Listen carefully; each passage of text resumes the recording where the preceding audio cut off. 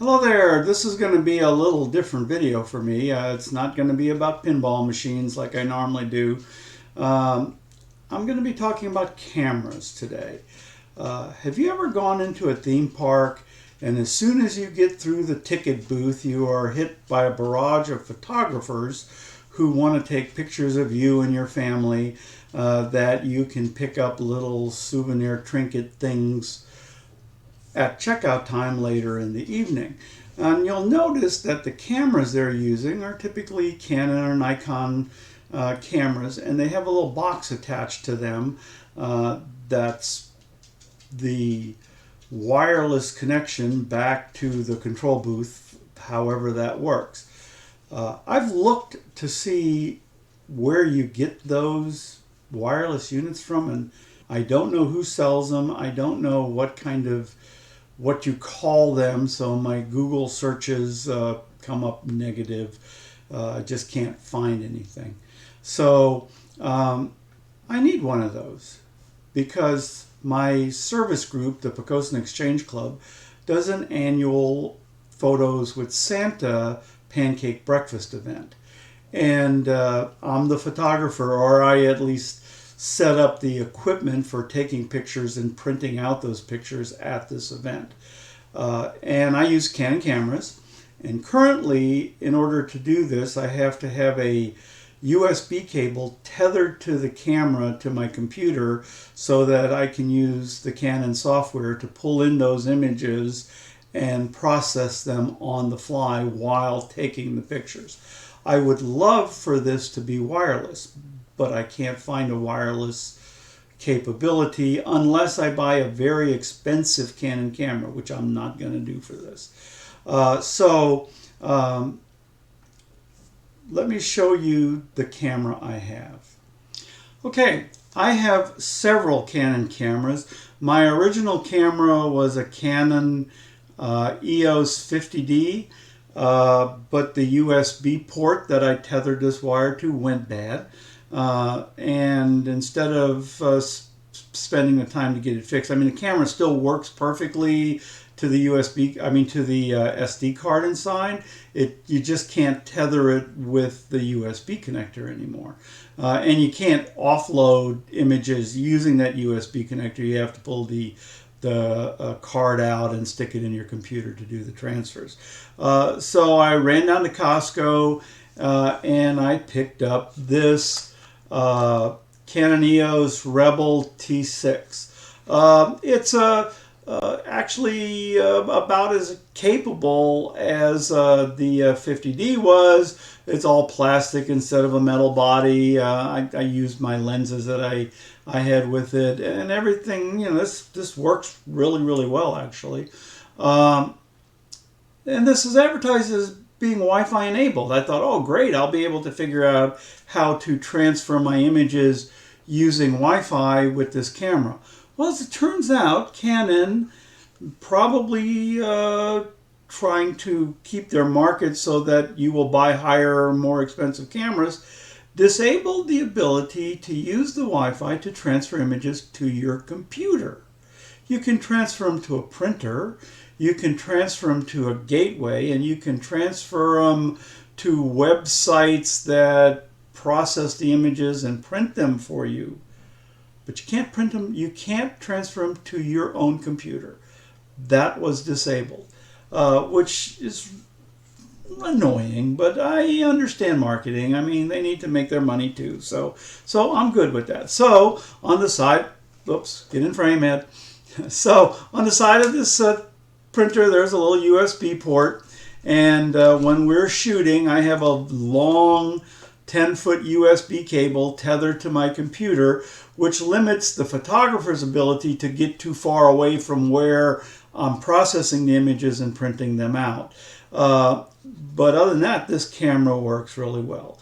So over time, I've been looking at how can I make this wireless. I really want to figure out a way to make this wireless. And recently, a solution has presented itself. And so that's what this video is all about. So it wouldn't be one of my videos unless I bored you with a few superfluous details before I got going in the real video. So this little foray into wireless connectivity started out with me coming across a project called Pihole, where you take a Raspberry Pi and you build a device that helps block ads from things like YouTube and stuff like that. So I went out and I bought myself a Raspberry Pi 3. I 3D printed a case for it, and this is that Raspberry Pi. The case was really nice because it had holes for mounting, and I mounted it on my wall right next to my computer, hooked it up wirelessly to my network, and let it act as the Pi-hole. This is going to get a little technical, but the Pi-hole acts as a DNS server for you, but it blocks DNS requests from a list of undesirable sites like advertising sites and malware sites and things like that. So it's a kind of a neat little security sort of device that can sit in between you and the regular network. It doesn't muck with the real data coming down, only the resolution of the names as you're going out. So anyway, long story short, it was a little more annoying than I wanted it to be, and I took it back down. This little computer has a really, really great ability because it has a Wi-Fi connection built in. And I thought, gee, I wonder if I could use this Pi with some software, because it's got USB ports on it too. So can I hook this USB port to my camera and bring the images down to the Pi and then USB connect it over to my computer? That would be a wonderful solution. And I figured it's going to be a lot of work, but it would be really neat if I could build it. This thing is light and small. You can run it off a battery. So this would be a perfect solution, or at least a good starting point R&D effort. And that's exactly what I did. I took this, I hooked it up, I went out and I started looking around, and I found out, you know what? Somebody's done all the work for me already. Actually, there's already software out there that does almost all of this work for you if you want to use it. But it didn't quite do the job I wanted it to do. But there is a piece of software for Linux devices like the Pi or other Ubuntu or things like that called Gphoto 2. And Gphoto 2 will interface to Canon cameras, and it will do stuff like shoot remotely, bring streams of images down from the camera as you shoot, lots and lots of things. So you can use it to set up, a lot of astronomers use it to take time-lapse photography, to set up a time-lapse capability on a camera that doesn't have it, things like that. So lots of wonderful things. And so I downloaded that Gphoto 2 software into this thing, hooked it up to my camera, and I was almost done.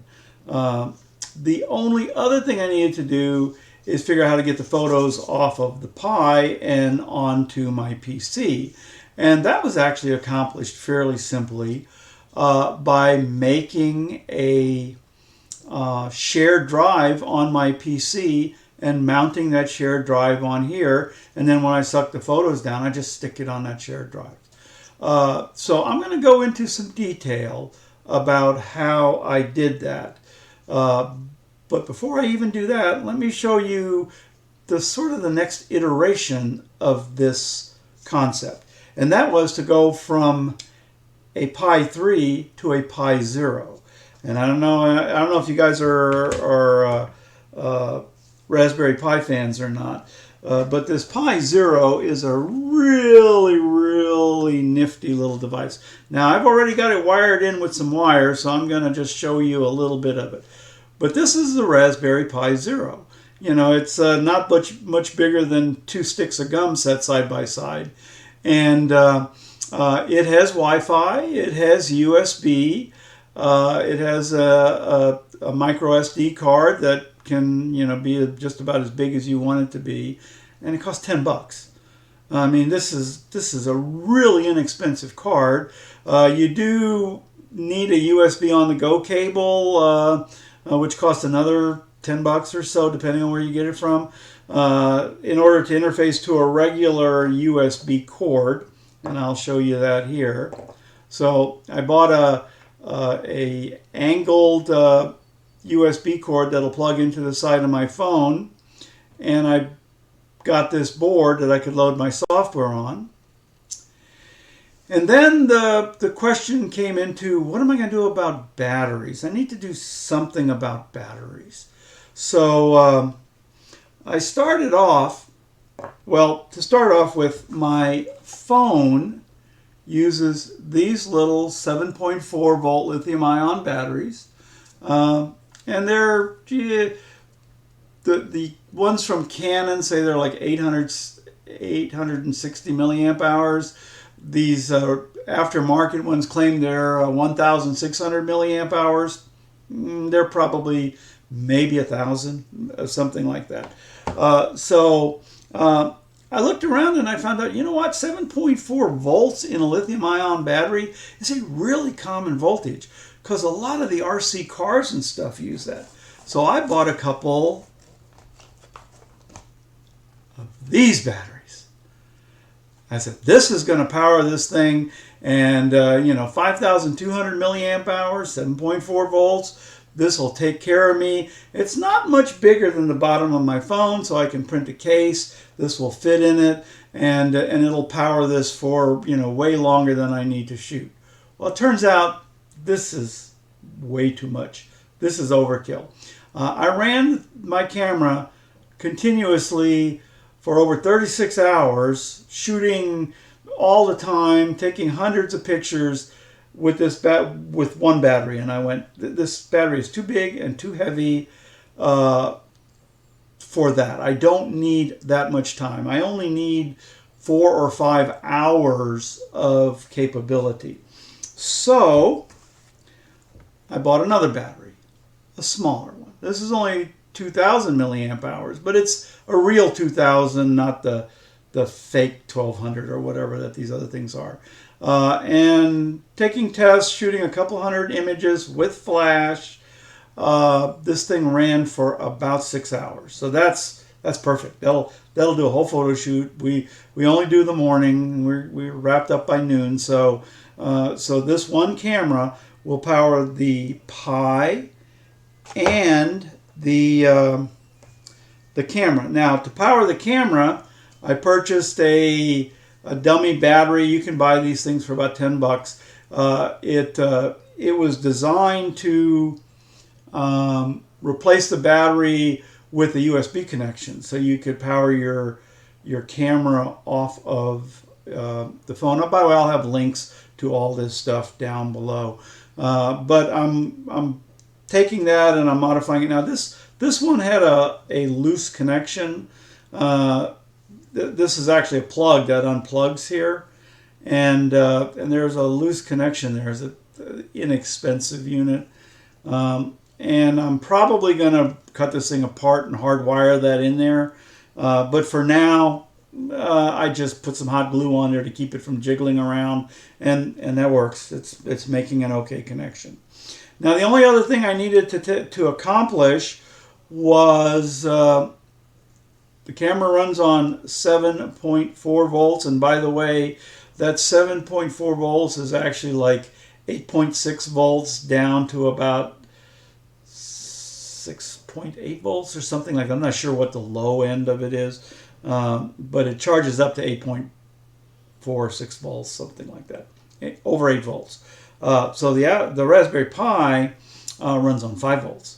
And I think 8 volts would be a little bit too risky for it, a little too much voltage. But I found some little bitty teensy variable voltage converters. Pack of 5 on Amazon cost me $6 or $8. I'm not sure, not very much. Anyway, and it's an adjustable. It's a DC to DC converter, buck regulator, I believe they call them. And so I set this up to take the output from the battery and output 5 volts. And the nice thing about that is it doesn't make any difference whether the battery's down at 6 volts or up at 8 volts. This still puts out 5 volts. and that feeds the voltage to the Pi. So the one last thing I needed was a connector to plug the battery in. So I got these little, these are used in model cars all the time, these little T connectors. Plug that in, the battery powers up the Pi. Actually, this one is probably already dead. Well, it's got a little juice in there. I don't know if you can see the light there, and right there, the little light is blinking, and that is making connection. So, so that little rig, ugly as it is going to get cleaned up. Let me show you one other thing. Okay, this is like take 4 of this little segment right here. So I'm going to start this off by saying, this is my camera. If I call it my phone, just hear in your mind camera, because in the previous 3 takes, I've referred to this as my phone about 4 times in each take. So when I started off with my project, one of the first things I did, and I was still using those big batteries, I hadn't got the little battery yet, I 3D printed myself a prototype case that I would put the large battery in, and there was space up on the top for the Pi and the power board to sit, and then there would have been a bottom here. I never actually got around to printing that because I changed my mind and I didn't want to use this. But this case through that hole there would mount to the bottom of my camera, and that would be the unit. Sorry, I'm sliding around. So that would be the unit that the person would carry around with them to take pictures with. This case had slots on the top where the USB cable and the power cable could slide through and plug into the phone, and then that would be it. So I'm going to redesign this case so that it's smaller for the smaller battery and will fit more neatly under the camera. But that's for the future. For right now, I'm going to take you through what it took to set this up in the Raspberry Pi and on the PC to make this a seamless unit.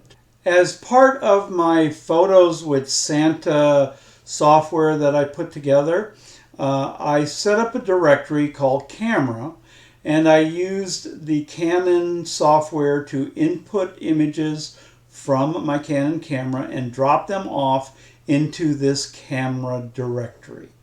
Then I would grab the images out of this directory as part of my software and process them into sittings for each of the families that came through to have their pictures taken.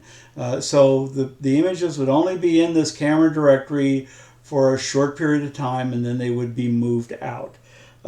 So I decided to just use that same camera directory with my wireless connection. So just excuse the dangling mess here, but this is what I'm dealing with as a prototype. Again, these are all going to get cleaned up and buttoned up and put in a nice case. But you can see that here is my camera, and right now I'm going to just flash a picture of my desk behind here. And as soon as I do, you can see that a temporary file shows up, and the camera gets, or the image gets transferred into my directory. And so now this is a full-size, full-frame image that I can use, and no wires attached. So that's exactly what I was looking for. So you can see how cleanly that works, and I can snap a bunch of pictures, and they will all it'll, name them and bring them in. It takes a while to transfer them, but it takes a while to transfer them over the USB cable too. These are some pretty big images. I think something like 8 gigs a piece or something like that. Look at the property.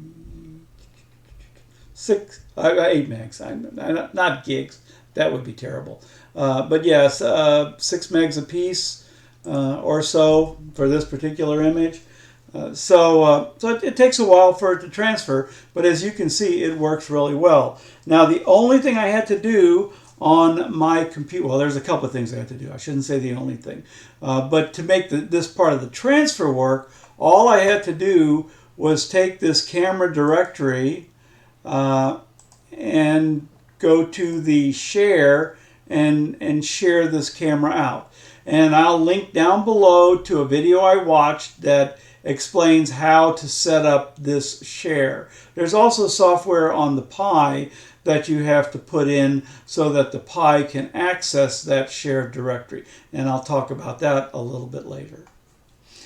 So you can see that this wireless solution works perfectly. It gets the image right onto your computer with you not doing anything. I mean, you don't, all you have to do is plug this thing in.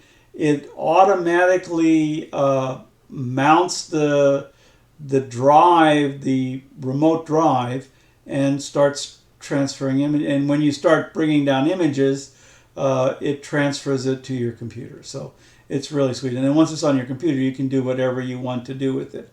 Now, there is one downside to this software right now, and I have fixed it once, but that fix went away, and I'm not sure why. But it's not terribly important for my use. But I'm going to turn this camera off, and then I'm going to turn it back on. And that's actually going to, the Pi registered that camera going away, and then a new camera coming up. And now I'm going to slide over here and take a picture of my door. And as you can see, that image came in and it overwrote the old Capture 1 image. And if I take another one, it'll overwrite the Capture 2 image. Or the Capture 1, yeah, Capture 0, Capture 1. So this is deleting the previous ones without asking or anything. It's just overwriting them. And I had changed this so that it would put the date and time of the image as part of its name. But for some reason, it's not picking that up anymore. And I'm not sure why. For me, this is not a problem, like I said, because I take these images and immediately move them out of this directory. So almost all of them are going to have the same name, and I don't care. That doesn't bother me at all. So if I delete all of these, I don't remember which way the next one will get named. Okay, so it still keeps running up. So for every session of the camera coming alive, it starts this naming process over again, and I don't actually have a good understanding of how that's controlled. I have put together a little drawing to show the architecture of how this camera to Windows 10 PC via the Raspberry Pi architecture works. This architecture shows the camera connected via USB to the Raspberry Pi, and the Raspberry Pi connected via Wi-Fi to a Windows 10 PC where the application that needs to get the image is residing. Now, in the Raspberry Pi, there's only really two pieces of code. One is the Gphoto 2 software, which interfaces with the camera and brings images on. And the other one is Samba, which is the CIFS utilities, and that stands for, I believe, Common Internet File System or something like that. But anyway, it's a standard for communicating files over the internet, and that includes between machines like the Raspberry Pi and machines like the Windows 10 machine or Macs or whatever. So, by the way, I have no idea how any of this stuff would work on a Mac, and don't ask me because I don't have any idea. Anyway, getting back. The Gphoto 2 is fired off by a Python script to start it up, and that in turn is fired off. And I didn't show it in the drawing here, but there's a cron job set up to at boot fire off this Python script. That Python script in turn does a little cleanup work and then turns on Gphoto 2 to capture any images and bring them in. Samba, it does a mount of the external drive, and I'll bring up the command that I use to do that. And that command is stored in the Etsy Fstab folder. I think the Fstab might be all lowercase. I probably put that wrong. But anyway, that is also run at startup and will mount the external drive. And after that, it just any picture that's taken is pulled in by Gphoto 2 and written right out to the shared folder. Now, the only thing I did on the Windows 10 machine is share the folder itself. And in order to do that, I actually created a user just for that. That's named according to my application and stuff. So I gave it a username and a password, so that when this thing logged on, it could log on. The shared folder is shared, so it shouldn't need a login. And if you access it from a Windows machine, you don't need to log in. You can just mount that drive. But I couldn't get that to work on the Raspberry Pi without a password, so I created a dummy username and password just to let them log on. And the other thing I did on the PC, which you may or may not need to do if you want to make one of these, is I'm going to be using this setup in an area where I don't have internet connectivity. I don't have any Wi-Fi to attach to. So I created a hotspot on my Windows 10 PC. Just like phones can create hotspots that other people can log into, Windows 10 can do that also. Under the networking tab, you can just go under there and say, turn on hotspot, and it'll create a hotspot. So I use that hotspot, and when I mount this external drive, I mount to the IP address that hotspot is providing me. And that way, even if I don't have any internet connectivity, I still have connectivity directly between my Windows 10 machine and the Raspberry Pi. So I can use this in a standalone application. And that's pretty much it. That's all it takes to do this. I don't think I'm going to show you step by step how to build this, just because that's a lot of work and I'd have to kind of kill my setup and rebuild it all from scratch. But what I am going to do is take you through a few of the websites that I went to gather this information, and I will put them all, links to all of them in the comments below. Okay, one of the things I did want to show you guys is how I set up my mobile hotspot, because it is so simple and easy. You just go down to the Start menu, click on Settings, and on Network and Internet Connections, you click on that, and then down on the left menu panel, you'll see Mobile Hotspot. You click on Mobile Hotspot, and that will bring you to the Mobile Hotspot settings. So I have my mobile hotspot turned on. I am sharing it via Wi-Fi. If you have multiple different internet connections coming into your machine, you can pick which one of those internet connections you want to share. Right now I only have one, so it's defaulted. And then in this area, you set up your network name and the password that the person who wants to connect to this hotspot will have to enter. And obviously I have that fuzzed out so you can't see it. But then you also pick the band you want to broadcast on, 2.4 or 5 gigs. I'm broadcasting on 2.4 gigs.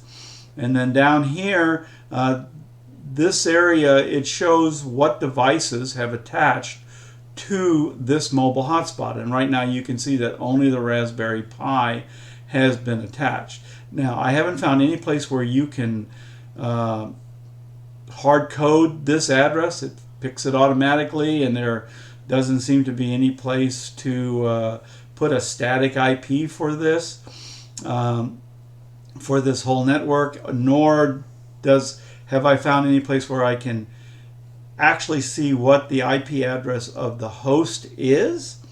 However, normally host will use the .1 address of the subdomain that they're broadcasting. So for the 192.168.137.x subdomain, .1 would generally be the host, and indeed it is the host here. So my Windows 10 machine picked the .1 address for itself, and it dynamically assigned the address 145 to the Raspberry Pi when the Raspberry Pi connected. And the only other thing on this panel is whether or not you want to do power saving by turning off the hotspot when it's not in use. And I don't, because I want to make sure that this hotspot is available whenever my Pi comes up, so that it can get that shared drive mounted without any errors. So that's it. Really simple. And if you want to turn it off for some reason, you just hit the off button and it'll turn off. Now, if you turn it off and then turn it back on, the Pi may not reconnect to it. You might have to reboot the Pi in order for it to see that connection and get all connected up. But that's it. So this is how you set up the hotspot on your PC. Now let's go look at how you set up the Raspberry Pi so that it will connect.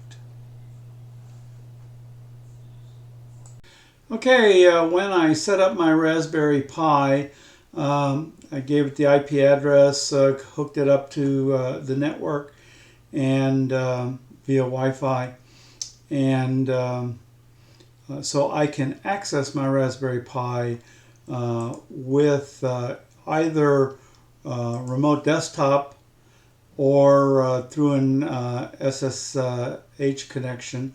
I can just get to the command line through SSH, or I can get to the whole desktop through remote desktop. And even though it's a little slower, I really like seeing the desktop. So I'm going to log on.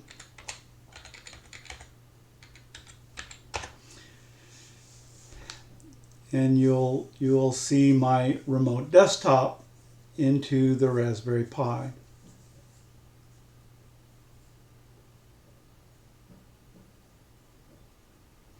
Now that Pi Zero is not terribly fast, so it does take a while to set all of this stuff up and pass the data over to you, but it works, and you just have to be a little patient as it populates that desktop screen. This is quite a bit faster if you have a directly connected monitor to the HDMI port, but this is fast enough. So to start off with, this is sort of what you're going to see when you log into the machine. Now, the first thing I'm going to show you here is that we have two different folders sitting on here, one called Share and one called Share. Now, this Share is actually the shared folder, and this Share is the mount point that I created that allows you to connect it up. Exactly why that's all there, I'm not really sure. But if I double click on this Share, it will actually show me what is in the folder. Okay, I'll drag this over so you can see it. Here is my folder on the Windows 10 machine, and you can see that there is one image in it called Capture 2, and it's a little chunk of the door image that I took. Now here I am over on the Pi again. This is my Pi remote desktop, and I'll double click on this shared directory. And you can see that the file Capture 002 is there, and I can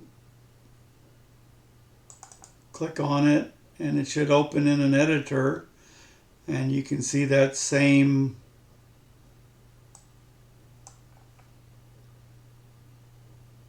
come on. And there's that same image being pulled in from the shared directory on my PC. So that kind of shows how that works. So if I go into my folder view,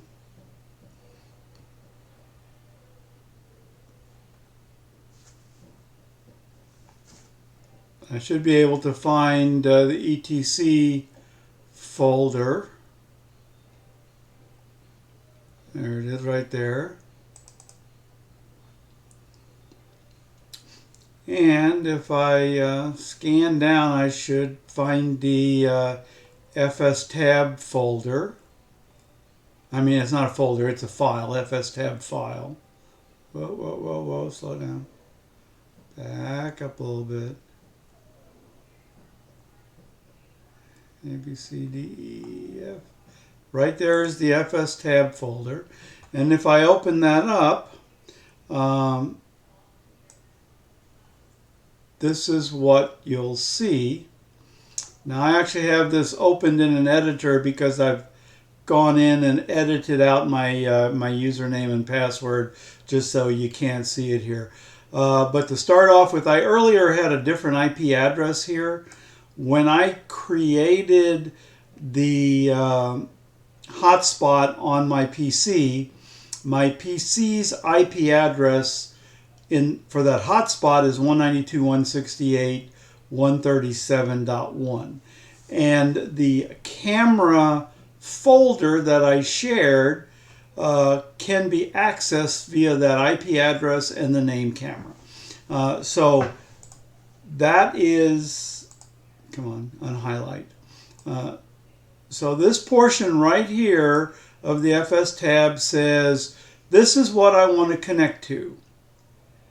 This part of it says, this is where I want to mount it to. And I believe that this just indicates the protocol you're going to use to connect with. And then your username and password credentials. And as you saw when I logged on, I used the login name Pi.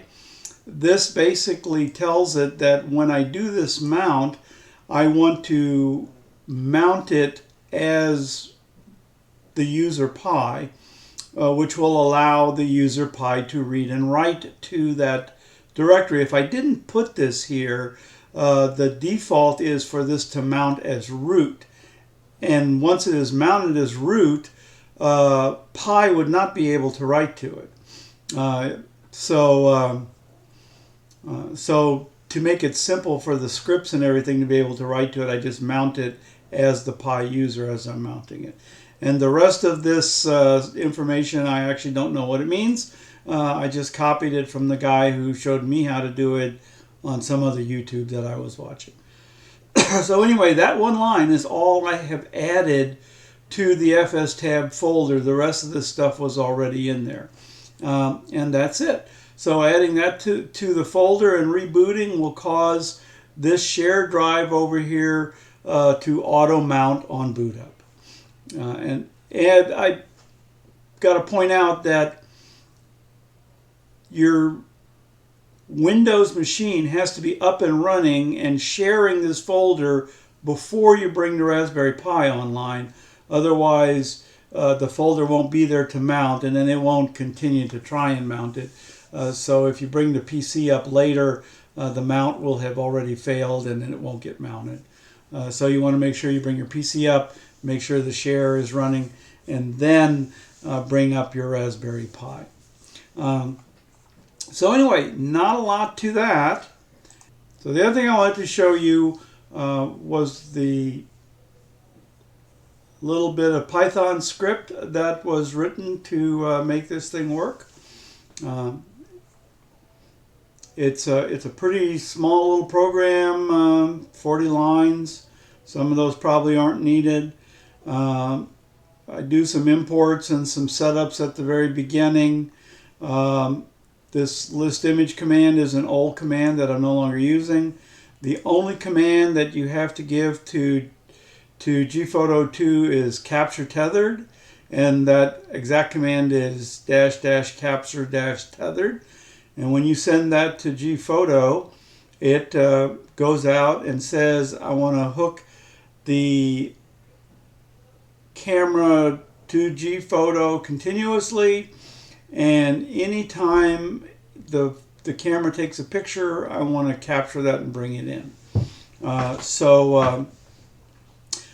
There is one little subroutine defined called kill photo, and that's there because Gphoto starts automatically whenever you turn the camera on, and if it is running, then you can't take a picture. So you have to kill that instance of the photo. So this looks through all of the processes that are running and finds Gphoto 2, and if it finds it, then it kills it, and then from then on you can run it. Then it sleeps for about 20 seconds to give everything time to clear up, and